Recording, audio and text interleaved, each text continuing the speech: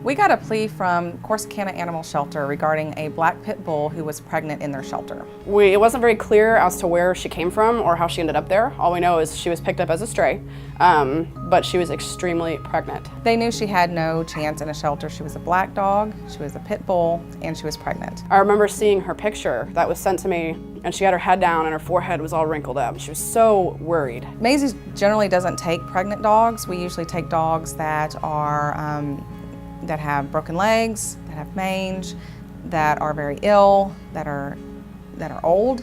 So everyone in the Mazie's program was extremely excited to get a dog that was going to have puppies. If you know Emily, you know that she loves pit bulls. She loves those type of dogs. She has a couple of her own, and she was so excited about having pit bull puppies. I mean, just the look on her face. Anytime you said pit bull puppy, she just melted. And I remember even just from getting her Freedom picture that, I mean, her face, she has real big, kind of wrinkly jowls.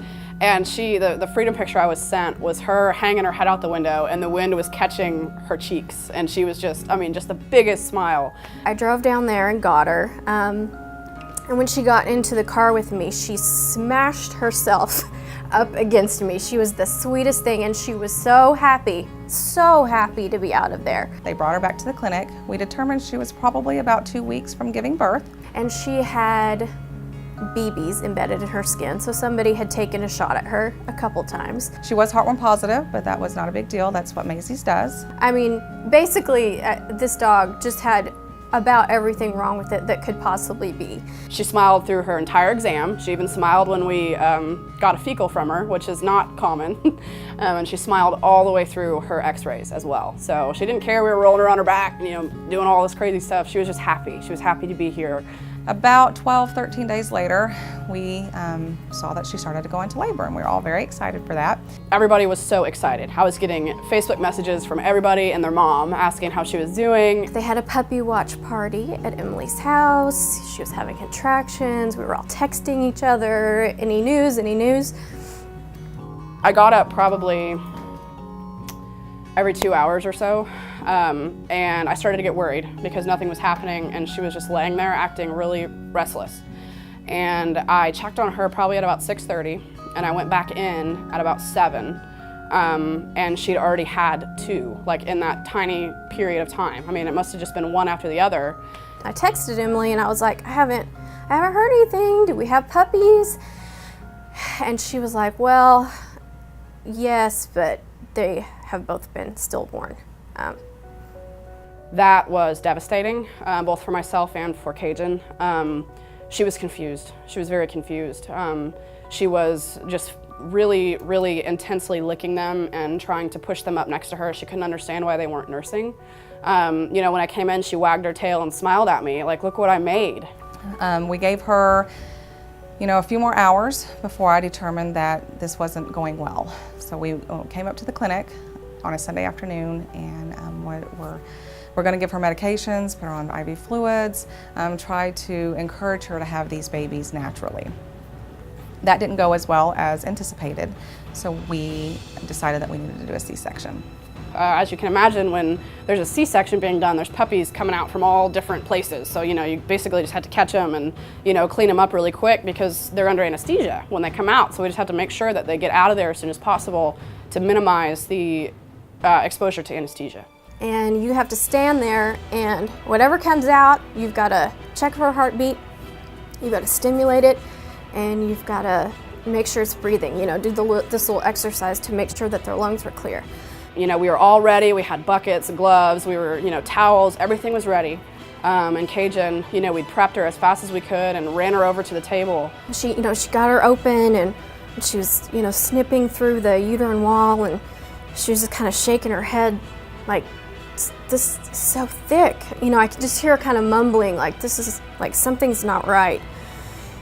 You know, and me and Emily are still standing there just with our hands out, just like, give me a puppy, I'm ready, I've got the box here. We're just, you know, standing there frozen, waiting for these puppies to come out. And as soon as I opened her up and saw the condition of her uterus and opened up her uterus and could see the amount of infection that had ravaged her. She looked down and she just kind of just made this noise. I knew that there was no chance for puppies at all. And she finally just kind of shrugged, and she was like, there are no puppies.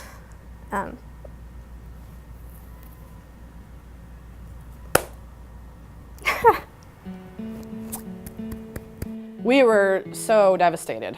We all kind of cleaned up the surgery suite in silence. She woke up from anesthesia wondering where her babies were.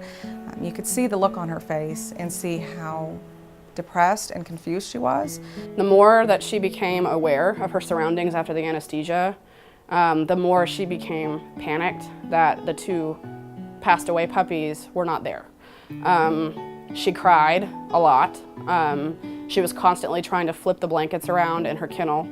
She was looking for them, and she didn't stop looking for them. We posted it on social media, Facebook and Twitter, and said, hey, if anybody's got orphan puppies, we've got a nursing mama. You know, we tried to find some type of positive out of the situation. By Wednesday, we had a call from a Good Samaritan. Had a neighbor whose dog had puppies and then, I guess, disappeared. Told us that they had 2 puppies that were about 2 weeks old that needed a mom. We had puppies. We had 2 tiny little black puppies.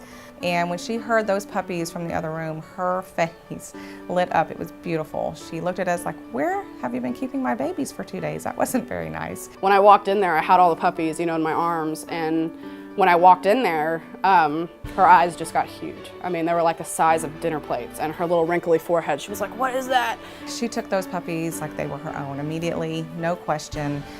They were her babies. I texted Emily, I was like, puppies! And she was like, oh my gosh, Cajun loves them. She is so happy. Everybody's just thrilled. I mean, we're just thrilled for her. And I just sat there and cried, just watched her with these puppies, and I just couldn't help it. It was amazing.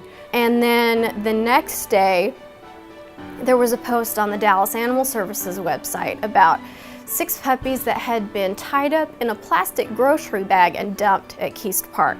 There is another rescue group in the area called DFW Rescue Me who had offered to take the puppies, but when we talked to them and told them that we have a nursing mother, they immediately said, absolutely, that is much better for them, and they brought the 6 puppies up here for us. They came in like a cardboard cat box, and when I opened up the box and she looked down inside of it, I mean, she was wanting to pick them up and take them out. So we, as fast as we could, we got them all out. She took those other 6 puppies like they were absolutely her own, and it was beautiful. I mean, just to see all of those puppies sitting there nursing on her and her looking so happy was beautiful. She gathered them all up, and it was, 8 different puppies, 6 of them from one litter and 2 from another. 2 perfect little sets of puppies, and she loved them just like they were her own. She's just incredible. She's an incredible dog with an incredible story and an incredible heart.